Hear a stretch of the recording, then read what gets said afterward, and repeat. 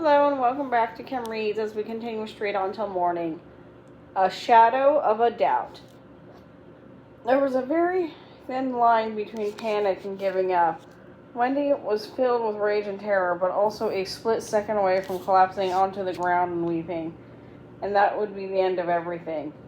If she could just start running in the wrong direction, she would merely continue in the wrong direction and get farther and farther from the creature and the fairy. If she retraced her steps looking for Prue, she would be wasting time. The imagination came to her ruthlessly unbidden. The black, formless creature biting down on the fairy's midriff. The resulting terrible crunch. "Tinkerbell!" she screamed until her voice cracked. Nothing. Wendy choked on a sob and pulled on her hair. What to do? What would a hero do? What would Peter Pan do? What could she do? Where was the terribly clever Deo Ex Machina or plot device that she would write down for her own heroes? What sort of nightmare creature was that thing? That criminal? Anyway, at least the crystalline guardian from before had some sort of sense to pull out of Michael's angry toddlerhood and the doll he had made out of clay. The animal was far too precise, too detailed from his young mind, and John would never imagine something so horrible and vicious.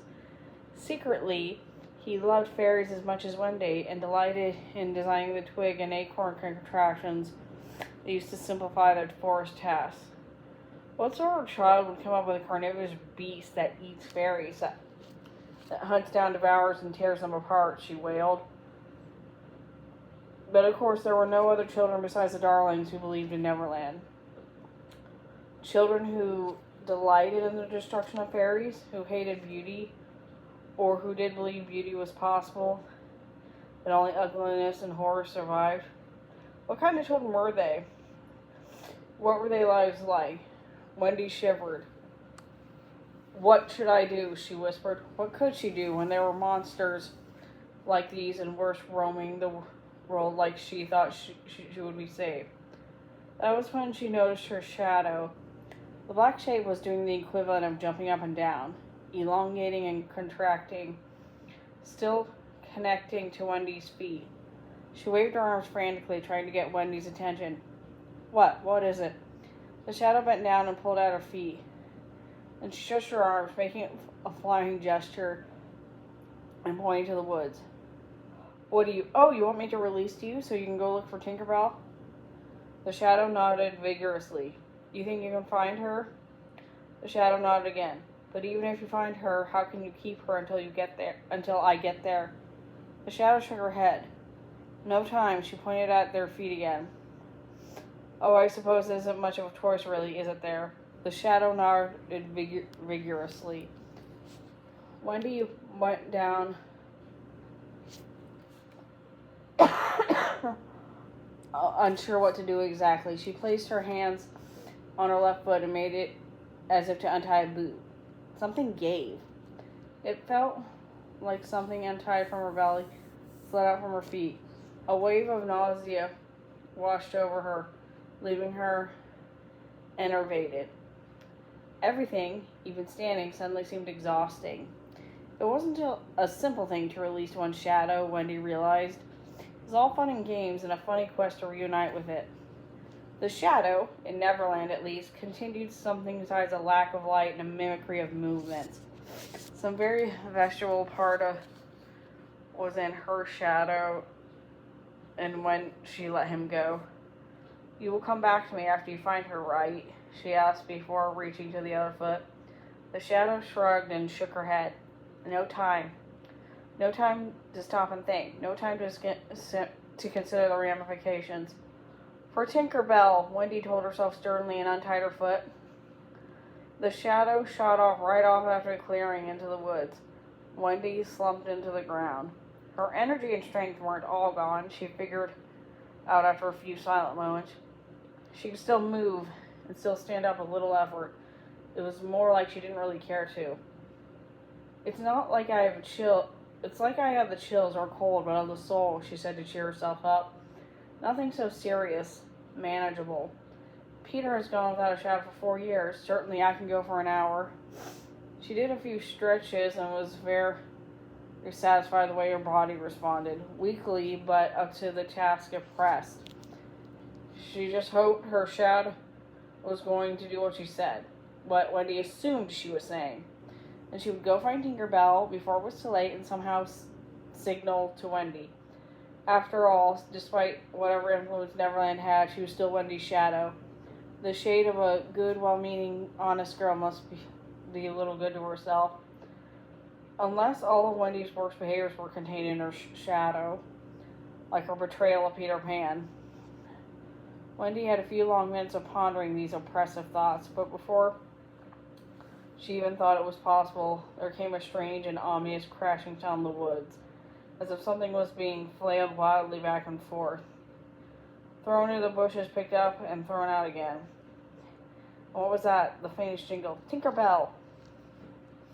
Wendy made her feet move in the wrong direction. The sounds were coming from as quickly as she could manage. She often had to stop, pause to listen, run the wrong way for a moment, trip over a plant, turn the right way again, at least 7 times, the way all the heroes did when chasing through the woods on a rescue mission. Like all good heroes, she eventually found her quarry. But the scene made no sense at all when she first came upon it. The criminal seemed to be throwing itself around violently. It growled, shook its head, leapt itself head first into a tree, then flowed down its trunk, and then began the whole thing over again, like a dog with hydrophobia. Tinkerbell was still clutched in its paws. Wendy crept up quietly, but it didn't seem to see her at all. When she accidentally stepped on a twig and snapped it, then the creature leapt up, alert, looking the wrong way. Carefully, unsure what was going on, Wendy came up behind it as silently as she could, as closely as she could. She grabbed it by the nape of its neck. Swinging around before she could float out of her grasp, she seized its stomach with her other hand.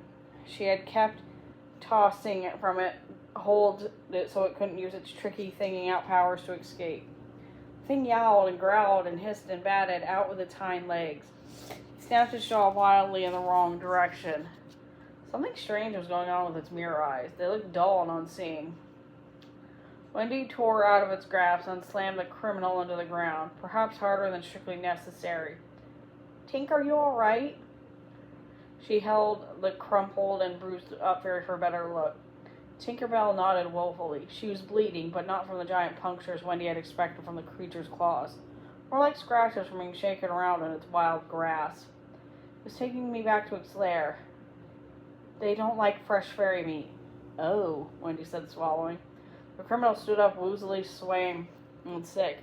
A black mist, no shadow, peeled up from its face. Wendy's shadow had covered its eyes, using itself as a mask. The animal shook and blinked its eyes back to their normal shiny silver. It gave Wendy a wounded, irritated look. Wendy, pulling Tinkerbell, stuck her tongue out at it. The criminal leapt away in the underbrush and disappeared as fast as it could, this time without a single snarky chuff. Wendy's shadow triumphantly unfolded itself and stood tall, hands on hips. Her toes touched Wendy's, and the human girls could feel energy and strength pour back into her. That was very clever, Wendy crowed. You blinded him. Oh, very clever indeed. The shadow bowed, and then she saluted, and then she took off, disappeared into the woods like the criminal, but high into the branches of the canopy lair. Wendy stumbled, but didn't quite fall. I suppose I should have expected that, she muttered. No one helps for free around here. Tinkerbell, despite her wounds, looked up at the human girl with pity and concern. That was a very brave and noble, giving up your shadow for me. Thank you. Well, what else was there to do, really? Wendy asked, a little more tired than she wanted. Well, after all the way I treated you. I mean, that's a fair point, Wendy said with a faint smile. You're welcome. I didn't deserve it. You can't go back to London now. What? The human girl asked startled. Well, that was interesting at least. She could still feel panic, though muted in her shadowless state. You can't return home without your shadow. But why? Peter left his shadow in London. He's returned here. Peter is almost pixie. You're entirely human. Shadows are different here. They are less of a requirement than they are in London. The rules of your world are very strict about that sort of thing. I'm sorry, but I didn't want to go back to London, Wendy protested. It was a little bit of a lie. She always thought she would return, otherwise she would have insisted on a return ticket from the pirates. And now that it looked like the option was taken away, she was suddenly a lot more concerned about it. Never seeing Michael and John again? Mother and father? Nana? Even the evil old Shibo twins, the smokestacks, the roofs, the clouds? Tinker Bell seemed to read her mind. You gave up a lot for me, more than you know. Well, I can't think about that now, Wendy told Tinker Bell, and herself firmly. Before anything else, we must rescue Peter Pan's shadow and save Neverland. I can't go home until everyone here is safe. So let us continue to make our way to Chanting Peninsula. Are you well enough to travel? Wendy looked at her with wonder. She nodded once. Is it very far away? Because I'm afraid to admit it, but I'm about done in. All these adventures really wear a girl out, but I'm dying to sleep. Wendy was very, very shaky, in fact, but she had ground her teeth and tried to sound as blasé as possible. The result, the loss of her shadow, made all of her aches and pains and tiredness worse. The exact opposite of the fairy dust. Sleep on the way, that's what we do. And all the idea of a tiny winged creature sleeping in the sky with clouds for their cushion was possibly delightful. Wendy couldn't see herself doing it without heading directly into a thunderhead or a cliff or a mouth or some sort of horrid Neverland creature. Oh, Tinkerbell, I don't think I could. I'd be terrified of falling or smashing or into something. Tinkerbell smiled. Go to sleep. I'll watch you. Are you certain? I won't be afraid if you really will keep an eye on me.